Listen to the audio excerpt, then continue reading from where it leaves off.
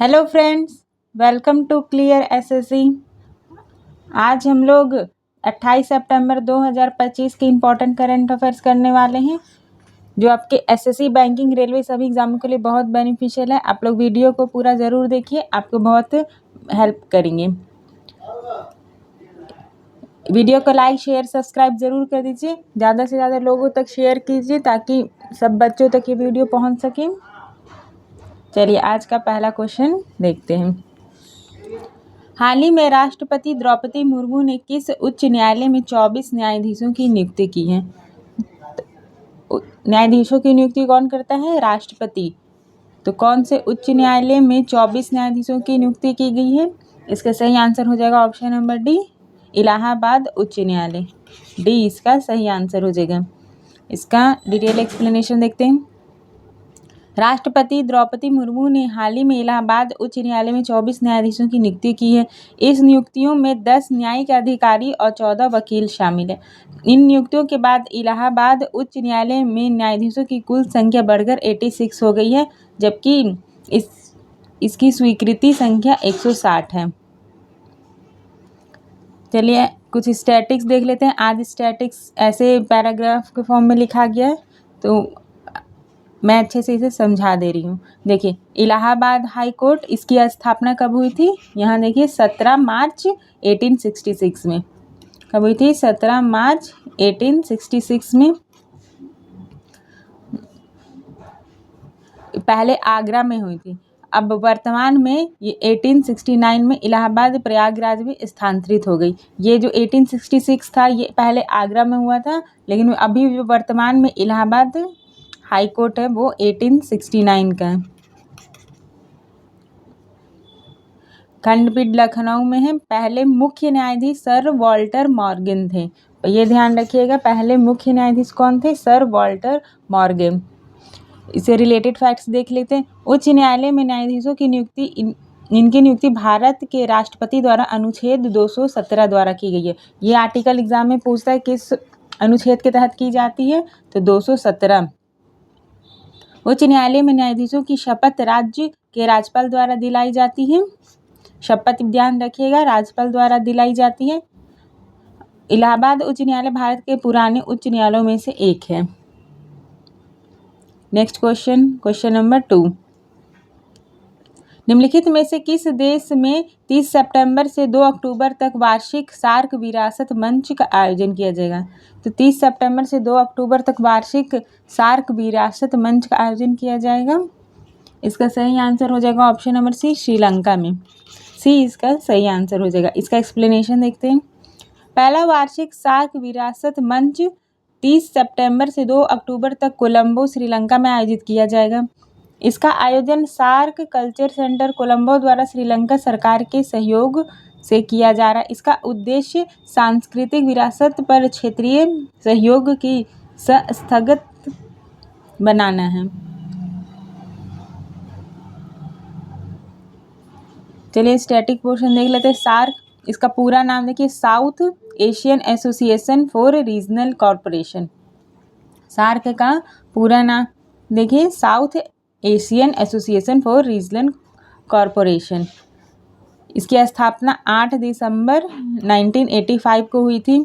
इसमें कुल 8 सदस्य हैं, जिसमें भारत, पाकिस्तान, बांग्लादेश, श्रीलंका, नेपाल, मालदीव, भूटान और अफगानिस्तान है।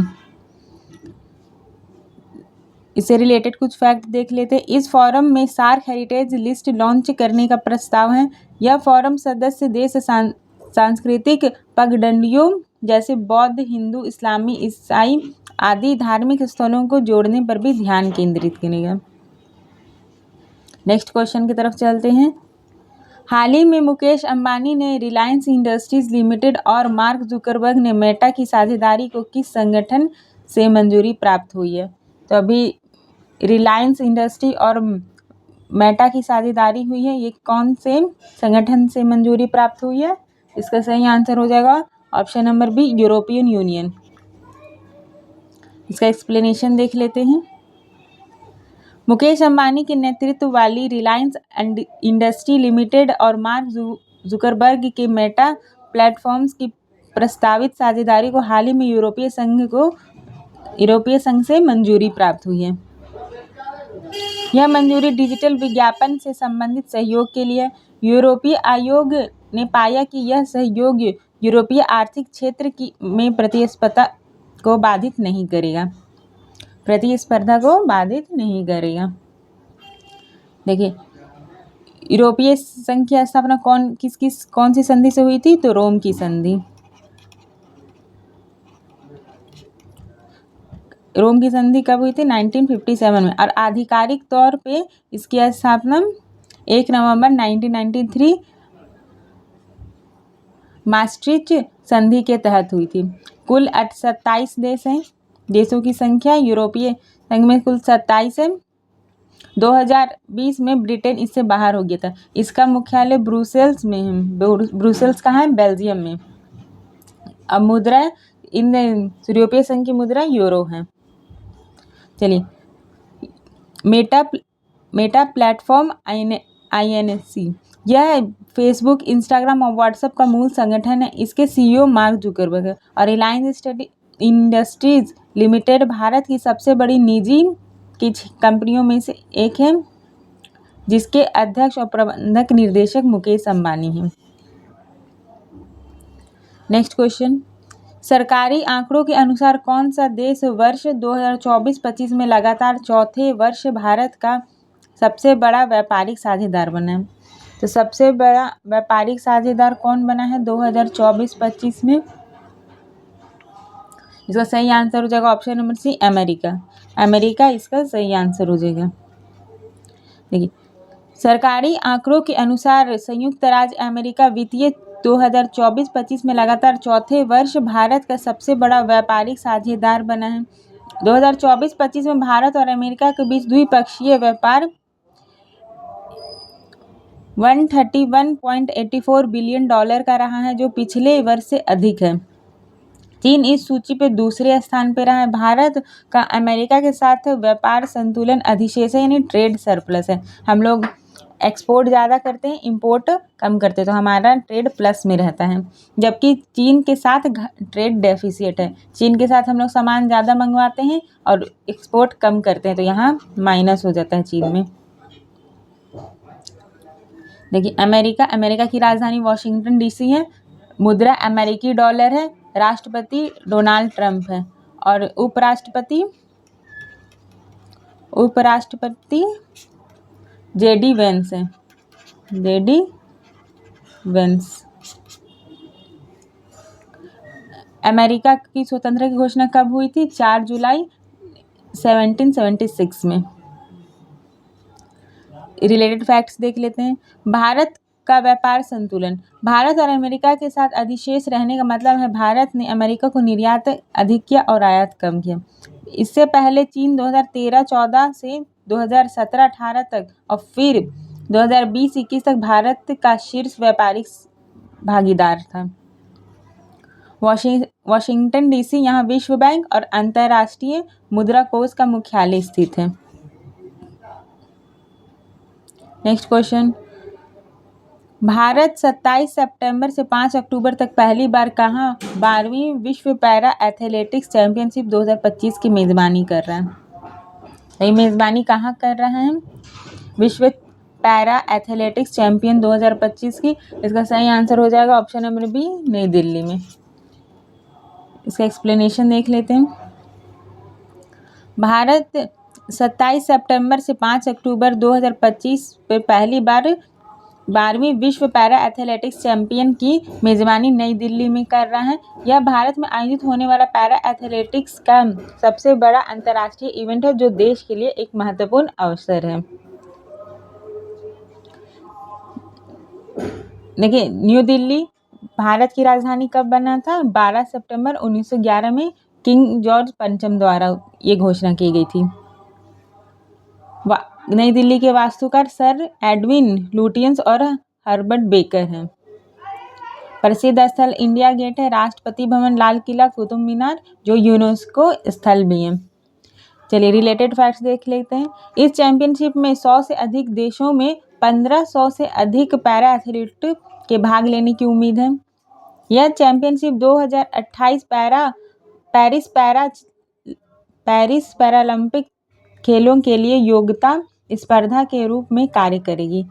विश्व पैरा एथलेटिक्स चैंपियनशिप यह एक अंतर्राष्ट्रीय पैरालंपिक समिति के तहत आयोजित की जाती है। नेक्स्ट क्वेश्चन, मस्तिष्क के किस हिस्से को लघु मस्तिष्क के नाम से भी जाना जाता है? थोड़ा स्टैटिक का भी क्वेश्चन देख लेते हैं, ये सभी एग्जामों में इससे पूछा जाता है। देखिए, मस्तिष्क के किस हिस्से को लघु मस्तिष्क के नाम से जाना जाता है? इसका सही आंसर हो जाएगा option number B, cerebellum. Cerebellum को लघु मस्तिष्क के नाम से जाना जाता है। देखिए, मस्तिष्क के पिछले और निचले भाग में स्थित सेरिबैलम को लघु मस्तिष्क के नाम से जाना जाता है, क्योंकि यह मुख्य मस्तिष्क सेरिब्रम की तुलना में छोटा होता है। इसका मुख्य कार्य स्वैच्छिक आंदोलनों यानी वॉलेंट्री मोमेंट्स को नियंत्रित करना है, संतुलन बनाए रखना होता है और शरीर के अंगों का समन्वय को सुनिश्चित करना होता है। मतलब जैसे हार्ट बीट हो गया, फिर से जो हमारा सांस लेने की प्रक्रिया हो गया, ये सब स्वैच्छिक होता है। पलक झपकाना, ये सब स्वैच्छिक क्रियाएं होती है, तो ये इसका संतुलन बनाए रखता है। देखिए, ह्यूमन ब्रेन का वजन कितना होता है? लगभग 1.3 से 1.4 kg तक इतना ह्यूमन ब्रेन का वजन होता है। ह्यूमन ब्रेन मुख्यतः 3 भाग में बटे होते हैं। पहला भाग को फोर ब्रेन कहते हैं, अग्र मस्तिष्क। पहला भाग को फोर ब्रेन कहते हैं, दूसरा को मिड ब्रेन कहते हैं और तीसरा को हिड ब्रेन कहते हैं।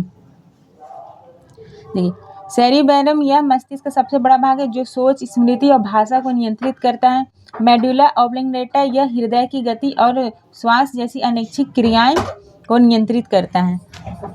तंत्रिका विज्ञान मस्तिष्क और तंत्रिका तंत्र के अध्ययन से संबंधित है। न्यूरोलॉजी किससे संबंधित है? मस्तिष्क और तंत्रिका तंत्र के अध्ययन से। चलिए नेक्स्ट, भारत में संविधान के अनुच्छेद 356 के तहत राष्ट्रपति शासन की घोषणा के लिए कौन सी शर्तें आवश्यक हैं? तो आर्टिकल 356 के तहत राष्ट्रपति शासन के लिए घोषणा के लिए कौन सी शर्तें आवश्यक है? इसका सही आंसर हो जाएगा ऑप्शन नंबर ए, राज्य सरकार की विफलता। जब राज्य सरकार राज्य चलाने में विफल हो जाते हैं तब राष्ट्रपति शासन लगता है, अनुच्छेद 356 के तहत। देखिए, एक्सप्लेनेशन देखिए, भारतीय संविधान के अनुच्छेद 356 के तहत राष्ट्रपति शासन की घोषणा के लिए आवश्यक शर्तें यह है कि राज्य में संवैधानिक तंत्र विफल हो जाए। इसका अर्थ होता है कि राज्य सरकार संविधान के प्रावधानों के अनुसार कार्य करने में असमर्थ है। राष्ट्रपति राज्यपाल को रिपोर्ट पर या अन्य प्रकार से संतुष्ट होने पर उद्घोषणा कर सकते हैं। नेक्स्ट क्वेश्चन की तरफ चलते हैं। नेपाल स्टैटिक पोर्शन देख लेते हैं पहले।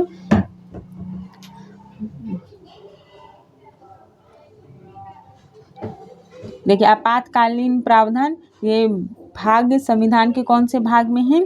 तो ये भाग 18 में है।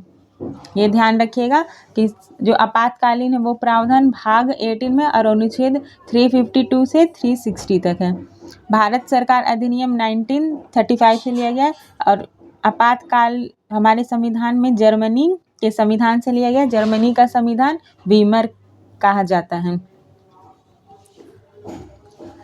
देखिए, आपातकाल 3 कारणों से लग सकते हैं। एक राष्ट्रीय आपातकाल या नेशनल इमरजेंसी 352 से, जैसे कोई युद्ध हो जाए इसकी वजह से, तो उसको राष्ट्रीय आपातकाल कहते हैं। दूसरा, जब राज्य विफल हो जाता है तो अनुच्छेद 356 से दूसरा वाला लगता है। और तीसरा, फिनेंशियल इमरजेंसी, अगर राज्य पूरे देश में ही वित्तीय संकट उत्पन्न हो जाए तो अनुच्छेद 360 के तहत आपातकालीन प्रावधान में ये लिखा गया है।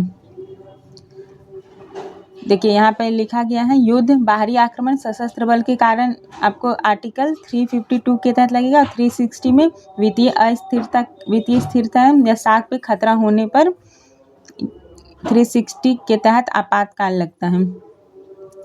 राष्ट्रपति शासन के अधिक 3 वर्षों तक हो सकती है, यानी अधिकतम 3 वर्षों तक ये आपातकाल लग सकते हैं। नेक्स्ट, पारसनाथ पहाड़ी किस राज्य की सर्वोच्च चोटी है? तो पारसनाथ पहाड़ी है जो किस राज्य की सर्वोच्च चोटी है? इसका सही आंसर हो जाएगा option number C, Jharkhand. Jharkhand की सर्वोच्च चोटी है। पारसनाथ पहाड़ी झारखंड राज्य की सबसे ऊंची चोटी है। ये छोटा नागपुर पठार में पूर्वी भाग में स्थित है। यह पहाड़ी जैन धर्म के अनुयायियों के लिए महत्वपूर्ण तीर्थ स्थल है, जिसे सम्मेद शिखर भी कहा जाता है। तो जैन धर्म के अनुयायी लोग इसे सम्मेद शिखर के नाम से जानते हैं। देखिए, झारखंड की स्थापना कब हुई थी? झारखंड की स्थापना 15 नवंबर 2000 में हुई थी। बिहार से अलग हुआ था। झारखंड की राजधानी रांची है। प्रमुख पर्वत श्रृंखला छोटा नागपुर का पठार है। प्रमुख नदियां देख लीजिए, दामोदर नदी, स्वर्णरेखा नदी। लोक नृत्य में छाव नृत्य, कर्मा यहाँ का प्रमुख त्योहार है। पारसनाथ की ऊंचाई लगभग 1365 मीटर है। सम्मेद शिखर जी यह 23वें जैन तीर्थंकर पारसनाथ को समर्पित है, जिनके नाम पे ये पहाड़ी का नाम है। झारखंड भारत में खनिज संसाधन कोयला, लौह अयस्क के लिए प्रसिद्ध है। चलिए क्वेश्चन नंबर 9। हाल ही में किसके द्वारा नई दिल्ली में वैश्विक खाद्य नियामक शिखर सम्मेलन 2025 के तीसरे संस्करण का उद्घाटन किया गया है? तो उद्घाटन किनके द्वारा किया गया है? वैश्विक खाद्य नियामक शिखर सम्मेलन 2025 का। इसका सही आंसर हो जाएगा ऑप्शन नंबर बी, केंद्रीय मंत्री श्री जगत प्रकाश नड्डा। बी इसका सही आंसर हो जाएगा। केंद्रीय स्वास्थ्य और परिवार कल्याण मंत्री श्री जगत प्रकाश नड्डा ने हाल ही में नई दिल्ली में वैश्विक खाद्य नियामक शिखर सम्मेलन 2025 के तीसरे संस्करण का उद्घाटन किया। इस शिखर सम्मेलन का उद्देश्य खाद्य सुरक्षा और गुणवत्ता मानकों के मुद्दों पर वैश्विक सहयोग को मजबूती करना है। इसका आयोजन किसके द्वारा किया गया है? FSI के द्वारा किया गया है, खाद्य सुरक्षा और मानक प्राधिकरण द्वारा। तो ये लोग कुछ स्टैटिक पोर्शन देख लेते हैं। Food safety and standard authority of India FSI की स्थापना कब हुई थी? अगस्त 2011 में। इसका मुख्यालय नई दिल्ली में है। चलिए, JP नड्डा इस समय वह भारत के केंद्रीय स्वास्थ्य और परिवार कल्याण मंत्री हैं। FSI का प्रतीक चिन्ह ईट राइट इंडिया अभियान को बढ़ावा देना, जिसका उद्देश्य नागरिकों को सुरक्षित स्वास्थ्य और टिकाऊ आहार को बढ़ावा देना है। नेक्स्ट, हाल ही में न्यायमूर्ति संजीव प्रकाश शर्मा को किस उच्च न्यायालय के कार्यवाहक मुख्य न्यायाधीश के रूप में नियुक्त किया गया? संजीव प्रकाश शर्मा जी को किस उच्च न्यायालय में कार्यवाहक मुख्य न्यायाधीश के रूप में नियुक्त किया गया है? इसका सही आंसर हो जाएगा ऑप्शन नंबर बी, राजस्थान उच्च न्यायालय। बी इसका सही आंसर हो जाएगा। देखिए, न्यायमूर्ति संजीव प्रकाश शर्मा को हाल ही में राजस्थान उच्च न्यायालय का कार्यवाहक मुख्य न्यायाधीश नियुक्त किया गया है। उनकी नियुक्ति मौजूदा मुख्य न्यायाधीश के बाद पद खाली होने के कारण हुई है। वर्तमान मुख्य न्यायाधीश की नियुक्ति राष्ट्रपति द्वारा की जाएगी। इसका स्टैटिक देख लेते हैं। राजस्थान उच्च न्यायालय की स्थापना कब हुई थी? 19 अगस्त 1949 में। प्रधान पीठ मुख्यालय कहाँ है? जोधपुर में है। और खंडपीठ बेंच कहाँ है? जयपुर। राज्य के मुख्यमंत्री भजन लाल शर्मा हैं। और राज्यपाल कौन है? राज्यपाल हरिभाऊ बागड़े हैं। हरिभाऊ बागड़े। चलिए रिलेटेड फैक्ट्स लिखते हैं। कार्यवाहक मुख्य न्यायाधीश इनकी नियुक्ति अनुच्छेद 223 के तहत तब की जाती है जब मुख्य न्यायाधीश का पद खाली हो या मुख्य न्यायाधीश अपने कर्तव्यों का निर्वहन करने में असमर्थ हो। राजस्थान क्षेत्रफल की दृष्टि से भारत का सबसे बड़ा राज्य है। यहाँ थार रेगिस्तान और अरावली पर्वत श्रृंखलाएं स्थित हैं। वीडियो को लाइक शेयर सब्सक्राइब जरूर कर दीजिएगा। इसकी PDF चाहिए तो Telegram channel clear SSC official पर आपको इसका PDF मिल जाएगा। वीडियो देखने के लिए थैंक यू।